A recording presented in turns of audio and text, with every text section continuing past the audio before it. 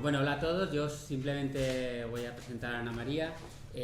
Daros a todos la bienvenida, sobre todo a las dos personas que habéis ganado el concurso. Hicimos un concurso de microrelatos donde ellos dos han salido ganadores y bueno, como sois un poco, el resto son gente del máster, pues bueno, más o menos se conocen entre ellos y tal.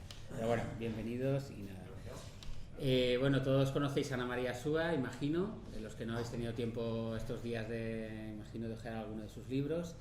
Hoy voy a hablar del microrelato y bueno, de su visión personal del microrelato y bueno, yo os dejo con ella, que yo creo que es mucho más interesante todo lo que ella pueda decir que lo que pueda decir yo. Así que nada, muchas gracias por venir y... No, al contrario.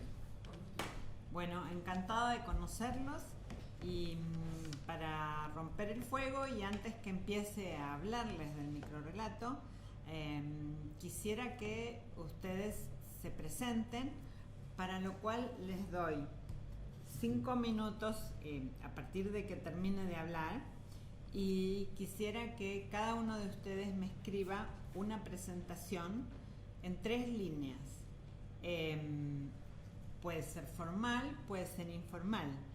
Lo importante es que en esa presentación ustedes tienen que tratar de que haya algo recordable. Eso no quiere decir que yo lo voy a recordar, ni que me voy a acordar de los nombres de ustedes, pero sí quiero que estén los nombres, por supuesto, y quiero que me digan algo de ustedes que puede ser cierto o puede ser falso, que consideren que vale la pena ser recordado. Entonces, tienen 5 minutos a partir de ahora y a continuación me lo leerán. Bailarín, soñador, insaciable viajero, preguntón empedernido, buscador de respuestas, lector evasivo, constructor de ciudades invisibles y, entre tanto, sin parar un instante, también escribo. Me parece muy bien, es una presentación muy linda, muy divertida y le falta tu nombre. Ah, Nacho. Perfecto. Buenas tardes, soy Lara. Tengo 17 años y me caracterizo por ser un poco rarita, tener un sentido del humor muy ácido. Adoro a los gatos y posiblemente acabe mis días sola, olvidada y rodeada de ellos. Quiero tener como 20 o así. Y la verdad no hay mucho más que decir. Bueno, perfecto. Tenemos al bailarín y la dueña de los 20 gatos. Yo soy Germán, soy de Medellín, Colombia, y desde chico me he levantado con la muerte al lado. Hoy aprendí a sacarle lo lento, kamikaze. Muy bien, es una pequeña historia, realmente has logrado armar un pequeño relato. Mi nombre es Rafael, tengo 24 años, estudié Historia en la Universidad Autónoma de Madrid y ya está. Bueno, ¿quién les dice que no sea este el más original? Vamos a ver. Mi nombre es Roberto. Como mañana nadie se acordará de esto, me limitaré a definirme como un maniático, misántropo, asesino. Ah, perfecto. Inolvidable. Sí. Soy Miguel y crucé la frágil línea del abismo para alcanzar el sueño. Aún no sé si es verdad o es mentira. Nunca me detengo en el intento. Vale, muy interesante. Sí. Soy Gabriela. Asesiné a un hombre pero revivió. Quise volver a matarlo pero tuve que ir al cine ese día. Luego me volvió a perseguirlo. Así que dejé todo, abandoné Ecuador y vine a España para intentar ser escritora. Bueno, bienvenida y quizás puedas pedirle consejo a Roberto. Humberto Franco Díaz de León, mexicano, hidrocálido. Estoy orgulloso de mi pelo en pecho. Una vez pesqué un pelícano y me gustan los tocadiscos.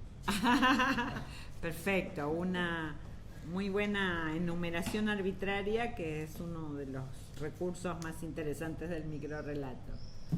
Sí. Mi nombre es Lola y nací 2 veces. Ese es el principal motivo por el que nunca me he podido hacer una carta astral. Que nunca te has podido hacer una carta astral. Muy bien, Lola. Bueno, yo sé quién sos vos. No necesito que me lo digas. Vos sos Luis. El que se ha ganado hoy un concurso de microrrelato en la radio. Mi nombre cuenta apenas para identificar una cáscara. En general, lo que hace es, fundamentalmente, construir mi propia fragilidad. ¿Construir? Mi propia fragilidad. Ah, está. Bien. Valioso. Bueno, sí. pues a mí algunos me llaman Jesús, otros barrios y creo que todos coinciden en que soy para alguien, como lo son ellos. Que lo que soy- la cicatriz que- es que para- soy- que soy para alguien, para como lo alguien. son ellos, lo que la cicatriz es para la herida. Soy para alguien lo que la cicatriz es para la herida. Ah, bueno, caramba, no está mal, ¿eh? Un poco jactancioso, pero ya veremos. El microrrelato es un género que no tiene nada de nuevo. Lo nuevo es que se lo considere género, pero las formas breves narrativas tienen una historia vieja como el mundo, porque seguramente lo primero que los hombres empezaron a contarse unos a otros, por razones mnemotécnicas, fueron microrrelatos. El microrrelato, de hecho, sigue circulando hoy entre nosotros en su forma folclórica, digamos, a través de los chistes, porque ¿qué son los chistes sino pequeños microrrelatos que exceden quizá, o digamos, o no, quizás no alcanzan cierta jerarquía literaria, pero son eso, son pequeños microrrelatos que nos contamos unos a otros para hacernos reír. Además de la faceta de la cuestión folclórica y del hecho de que del microrrelato como género popular, también hay autores de microrrelato de los que la gente suele olvidarse cuando dice el microrrelato, algo nuevo que no existía antes, muy de esta época. Y yo digo, bueno, por ejemplo, Kafka, porque, Kafka, en fin, los microrrelatos de Kafka ya tienen sus años y, sin embargo, quizás no han sido superados, ¿no? Son de los más increíbles y extraordinarios que yo he leído en el género. Otros que han cultivado mucho las formas breves, en algunos casos llegando al microrrelato, en otros casos acercándose de una manera quizás más poética, son los que yo suelo llamar los clásicos de la rebeldía en Francia, todos esos escritores franceses que en los primeros años del siglo XX escribían contra el sistema, contra la literatura, contra las formas adocenadas del arte. Por ejemplo, Alfred Jarry, André Breton, los surrealistas, ¿no? Por supuesto, Antonin Artaud, y Marcel Schwab, Guillaume Apollinaire. Bueno, todos ellos escribieron formas breves y todos ellos valen la pena de ser leídos. Son textos muy buenos, muy enriquecedores. Lautréamont, por ejemplo, Isidore Ducas, el conde de Lautréamont. Solo que, en esa época no se les decía microrrelatos. ¿Por qué no se les decía microrrelatos? Porque no existía el microrrelato como género. Se consideraba que estas formas breves, había, algunos que se consideraban poemas, otros aforismos, y cuando eran realmente narrativos se los consideraba cuentos brevísimos. Los cuentos brevísimos eran simplemente cuentos, una forma muy cortita del cuento y punto. Cuando me hablan a veces del supuesto boom del microrrelato, que hay realmente una especie de microboom del microrrelato, ¿a qué se debe? Yo pienso que se debe a dos cuestiones muy diferentes entre sí. Por un lado, Internet, que sí verdaderamente hace más fácil la lectura de textos breves, ¿no? Los textos breves son ideales para leer en pantalla.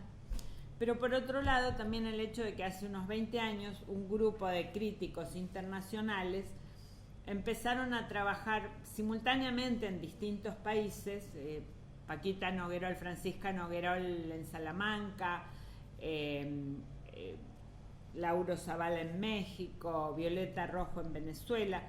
Casi simultáneamente empezaron a trabajar en este tema y descubrieron, con un descubrimiento casi geográfico, casi como Colón descubrió América, descubrieron que el microrrelato no era simplemente un cuento brevísimo, sino que era otra cosa, otro género con otros códigos, con otras reglas.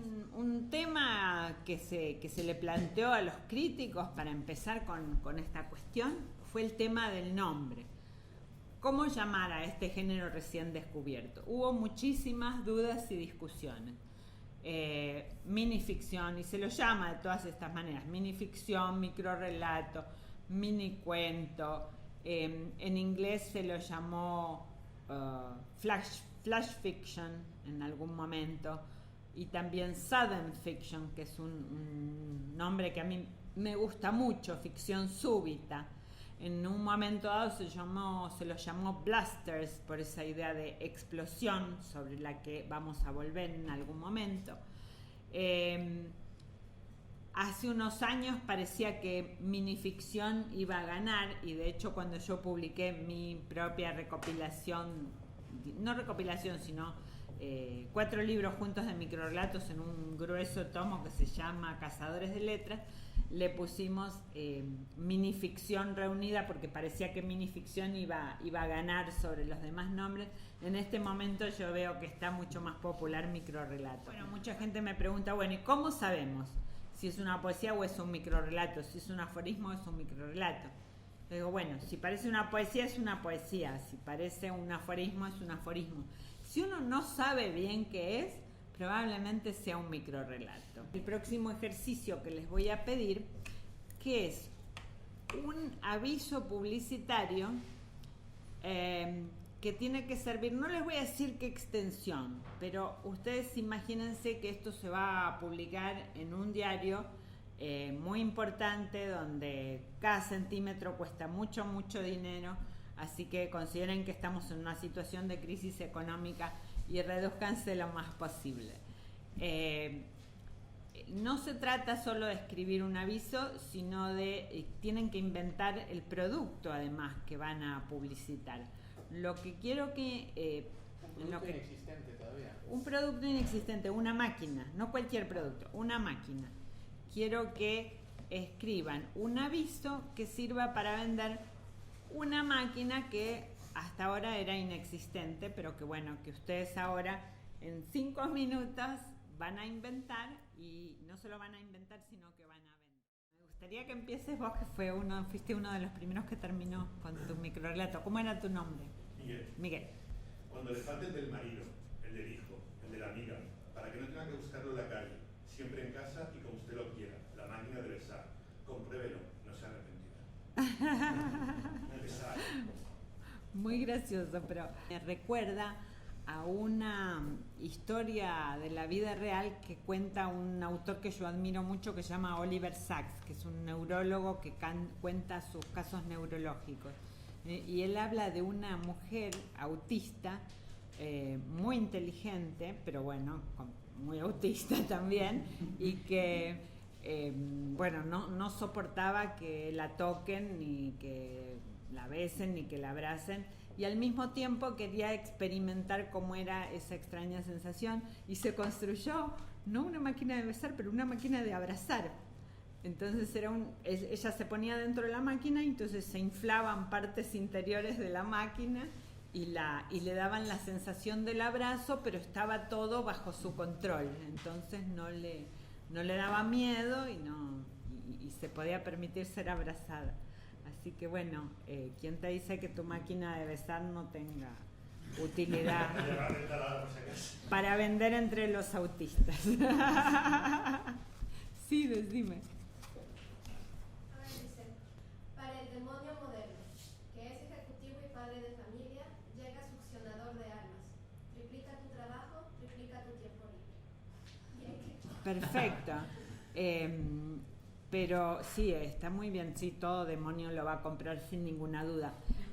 Pero no entendí por qué dice triplica tu trabajo. Ajá, o sea, pero no triplica su trabajo. Claro, reduce tu trabajo y triplica tu ganancia.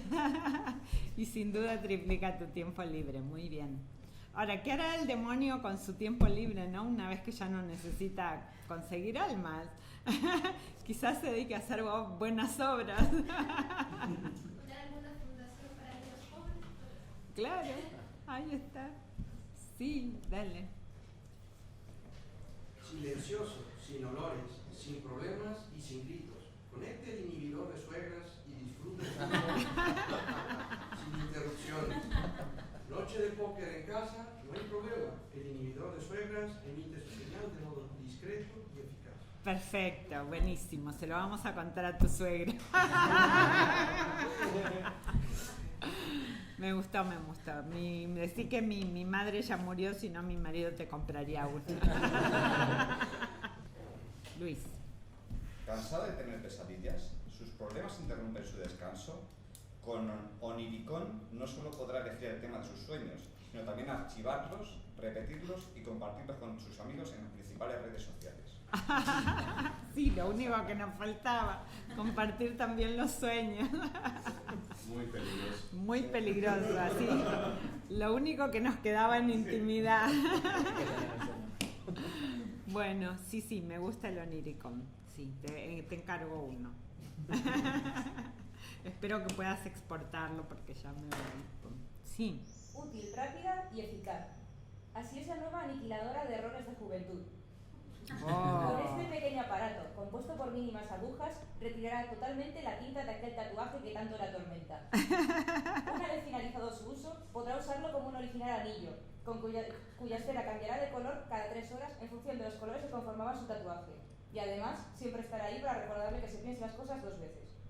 Bueno, yo creo que tuviste una extraordinaria idea y después esa idea se redujo un poco al meterse en el tema del tatuaje, porque bueno, es muy interesante, por supuesto que es muy útil y necesaria la máquina de quitar tatuajes, y yo ya quiero una para quitarle todos los tatuajes a mis hijas, pero más interesante era, y te desafío a que trabajes en esa idea después en tu casa con tranquilidad, el tema de borrar los errores de juventud, porque no son solo los tatuajes. No son solo los tatuajes, hay muchos otros, y una máquina que borre los errores de juventud, bueno, pues te harías millonaria rápidamente. Les cuento uno que me escribió una chica de una universidad norteamericana que me encantó porque además es muy breve y dice: esta máquina adivina el futuro, sé que la comprará. Un microrrelato tiene 25 líneas, es un texto de 25 líneas que tiene algún elemento narrativo. Prefiero dejarlo así y en todo caso leerles un par de ejemplos que tienen que ver para mí con extremos de narratividad que no sabría definir teóricamente, pero que los ejemplos para mí están claros. Uno de ellos es de Frederick Brown. Frederick Brown fue un autor norteamericano que inventó en los años 50 la Super Short Story. Eran realmente microrelatos y eso era algo muy raro en la literatura norteamericana, muy original, y más todavía en la ciencia ficción. Él era sobre todo un escritor de ciencia ficción. Este cuento se llama Una voz tras él y dice así: cuentan una deliciosa historia de horror sobre un labriego que se adentró en un bosque encantado. Según la gente, lo habitaban demonios que se llevaban consigo a cualquier mortal que osara entrar en él. Pero mientras caminaba por el mismo con paso lento, el labriego pensaba: soy un buen hombre, que nada malo ha hecho. Si los demonios pueden hacerme algún daño, es que no existe ninguna clase de justicia. Y en ese momento se oyó una voz tras él: no existe. Eso para mí es casi un cuento tradicional. Es un cuento, tiene la típica narratividad de cualquier cuento. Podría ser un cuento muchísimo más largo. Y casi en otro extremo es esta historia de un escritor argentino que desarrolló su obra en Estados Unidos, que se llamó Enrique Anderson Imbert, y dice así: alégrate, tu deseo ha sido otorgado, escribirás los mejores cuentos del mundo. Eso sí, nadie los leerá. Eso para los que dicen que escriben para sí mismos. Mentirosos. Y después está el tema de la extensión. Sí, mentirosos, porque la literatura es una operación mental. Uno puede escribir casi lo que se le dé la gana en su mente sin ninguna necesidad de escribirlo. Quien escribe es porque desea ser leído.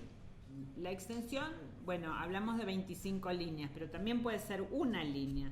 También puede ser menos de una línea. Está, bueno, el famosísimo cuento de Monterroso, que no voy a repetir, que todos conocemos. Y hay un cuento que yo creo que es el cuento más breve del mundo realmente, que es del escritor mexicano Guillermo Samperio, que se llama Fantasma, y el resto de la hoja está en blanco.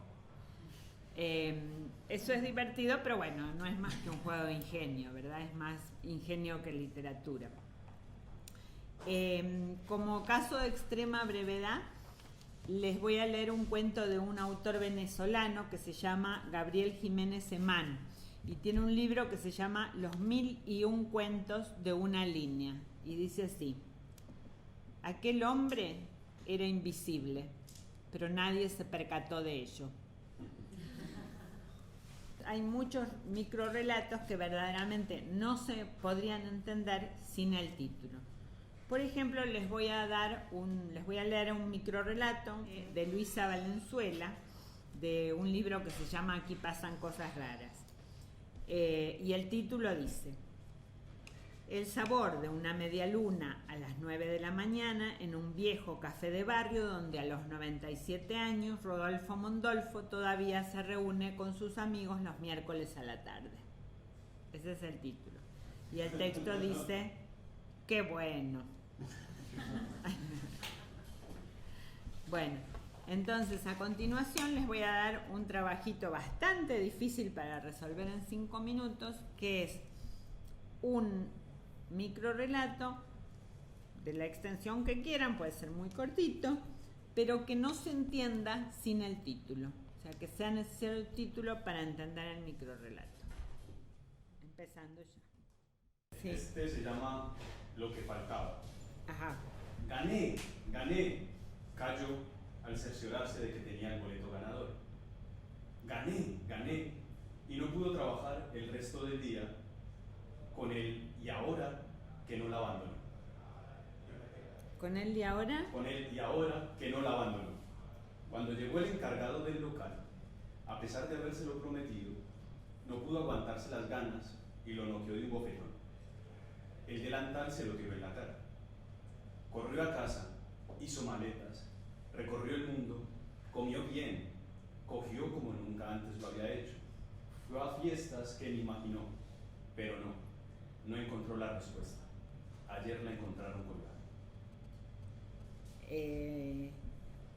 Sí, bueno, creo que deberías trabajarlo un poquito más para encontrar la fórmula la manera de reformular ese título de manera que no quede como algo así tan obvio como, bueno, lo que faltaba para ser feliz, y que sin embargo te sirva para justificar el suicidio de la protagonista. Se titula Despido. Toma, Manolo, pon el nombre en el sobre y dáselo a su destinatario, gruñó el jefe, hastiado. Claro que sí, señor. Enseguida, señor. ¿Qué nombre pongo en el sobre?, preguntó el ordenanza. Es curioso, Manolo. Tantos años a mi servicio y no recuerdo tu apellido. Buenísimo. Sí, me gusta mucho, está perfecto. Y por cierto que el título es esencial. Sí. Muy bien. Y ese titular al vacío. Sí. Cuando llegase a los acantilados, nada la detendría. Perfecto. Sí, es redondo, brevísimo y se entiende perfectamente y no se entendería sin el título. El título es Están todos muertos. Los caballeros partieron blandiendo la cruz. Sabían que Dios estaba de su parte. Ok. Pero se equivocaban. Muy bien. Realmente el microrelato a veces necesita unos segundos para ser comprendido en su totalidad. Y creo que esto ya lo hemos notado acá, como algunos textos que eran buenos textos y estaban bien resueltos, de todas maneras necesitaron unos segundos para que todos termináramos de entenderlo. Y esa es una de las razones por la cual los editores, en general los buenos editores, prefieren cuando publican un libro de microrelatos poner un solo texto por página, porque de alguna manera el espacio blanco que rodea el texto hace las veces de esos segundos, ese pequeño tiempo que es necesario dejar pasar antes de comprender plenamente el sentido del microrelato.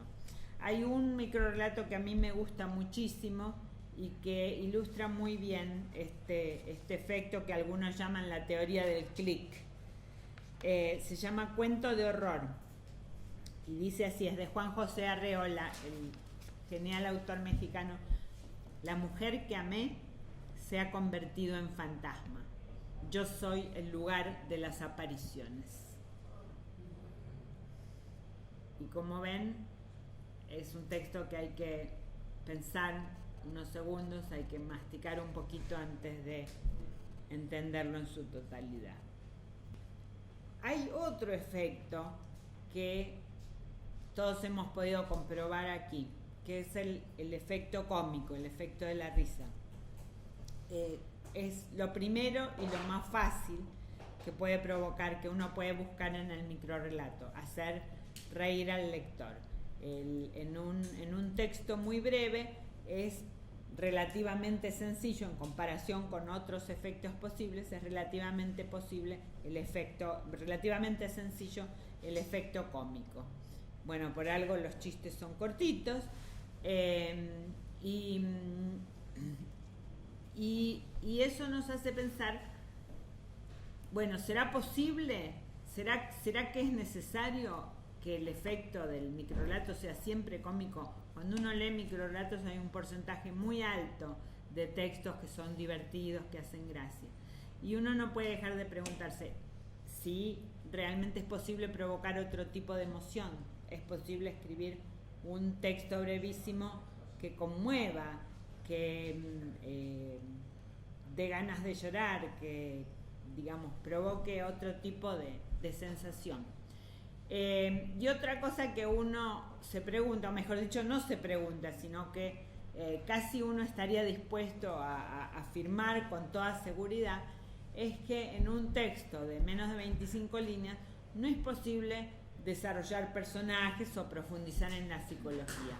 Y sin embargo, yo tengo un texto que les va a desmentir todo eso y les va a demostrar cómo es posible provocar emociones profundas y cómo es posible también bucear en la psicología de los personajes, hacer un desarrollo de una historia y desarrollar los personajes.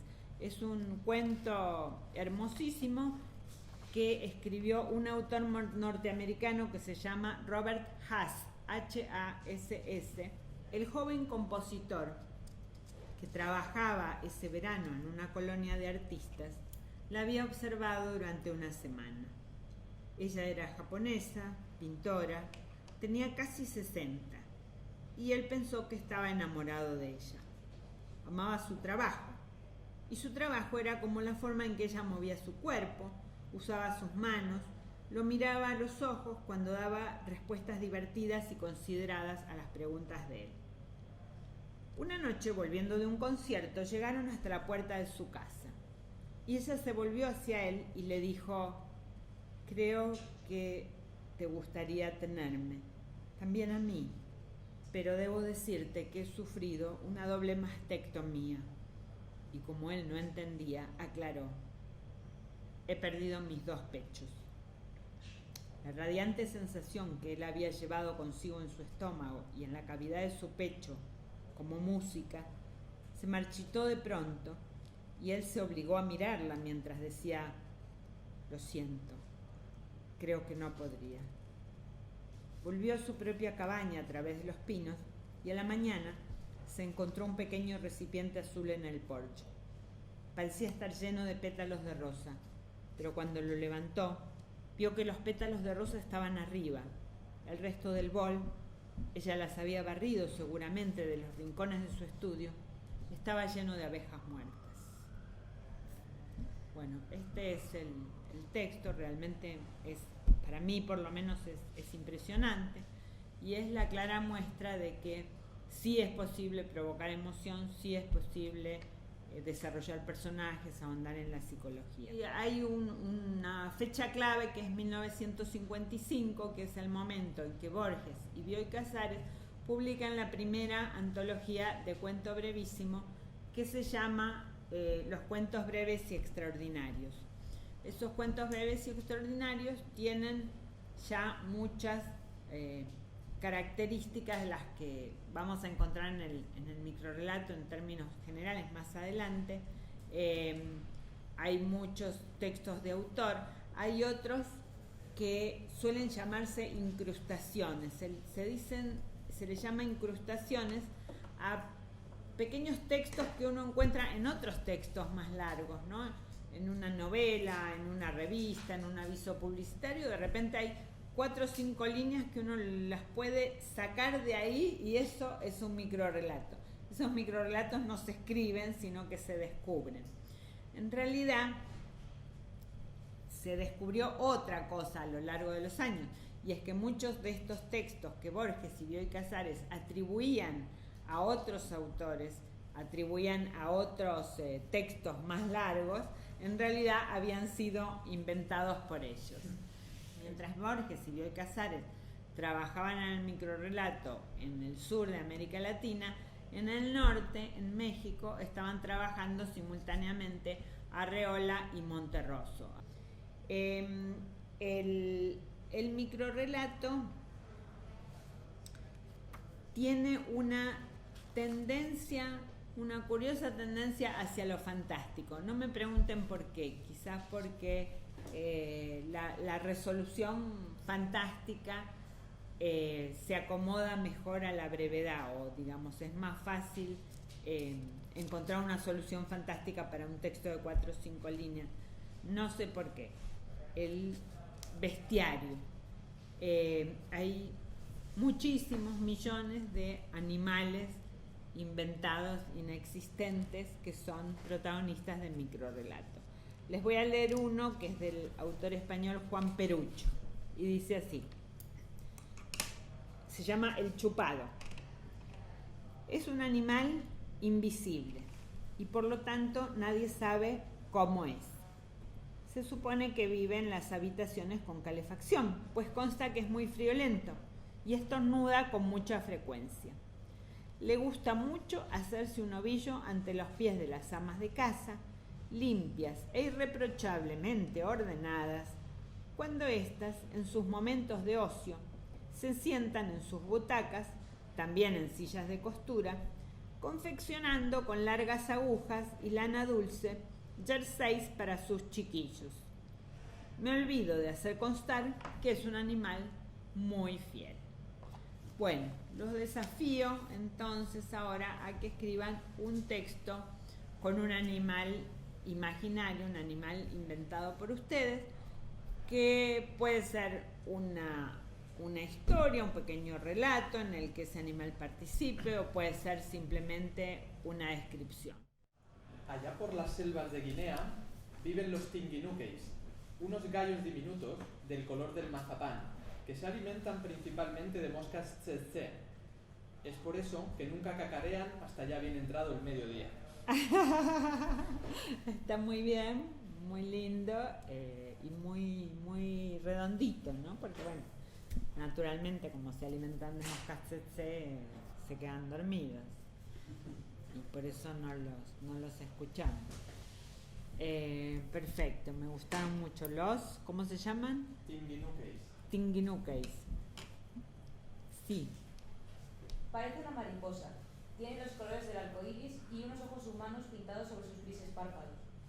Cuando muerde, los abre, dejando ver dos esferas de un rojo muy vivo, rodeadas por profundas ojeras negras. Su víctima, una vez mordida, lo verá siempre por el rabillo del ojo. También verá a los que acompañan a otras personas. Eso significa que están condenados e irán al infierno. Ah, bueno, caramba. Son animales como familiares de los condenados, que señalan a los condenados. Muy bien, muy interesante. Espero que no vean ustedes nada por aquí. Como no te calles, vendrá el lobo cornudo y te comerá, le decía severo el padre. Como no se callaba, el padre lo encerraba en su cuarto. El lobo cornudo no aparecía, y el niño volvía a sus travesuras, incitándolo, deseoso de que apareciera. La última vez que lo vieron, dijo que había ido a buscarlo. Bueno, solo encontraron sus zapatitos. Está muy bien. Hay un poema muy famoso que dice: Caperucita, la más pequeña de mis amigas, ¿a dónde va? Y termina así: solo encontraron sus zapatitos. Dicen que un lobo se la comió. Sí. El sigiloso moteado. Me ha costado casi todos mis ahorros y los de mis padres, pero por fin lo he capturado en campo. El sigiloso moteado, de aspecto más bien mamífero, hace nidos para lo que roba un calcetín de las lavadoras, así como la última tira de papel higiénico. Celoso con las vías que traza para cazar y hacerse con su sustento, suele cambiar los periódicos y revistas de su lugar. Atraído por los objetos brillantes, los llaveros también suelen ser su blanco. El sigiloso moteado es ese. Ya lo atraparé porque yo también tengo uno en mi casa. Luis. El ovillador es fundamentalmente de carácter tímido y hogareño.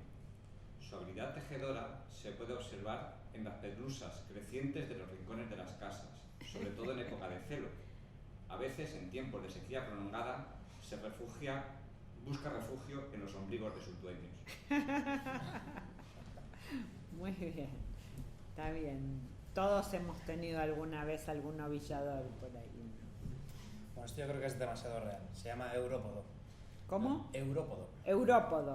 Plantígrado bicéfalo cuyas cabezas manejan lenguas germánicas y francófonas. Carroñero, se alimenta comúnmente de economías sureñas en avanzado estado de descomposición. Si lo ve, apaga la televisión y salga a la calle a gritar. Muy bueno, me encantó. Pero más que európodo yo le pondría eurófago. Sí, más bien. Sí. Como caníbal. Sí, absolutamente caníbal. Bueno, muy bien. Muchísimas gracias a todos. Fue un placer trabajar con ustedes.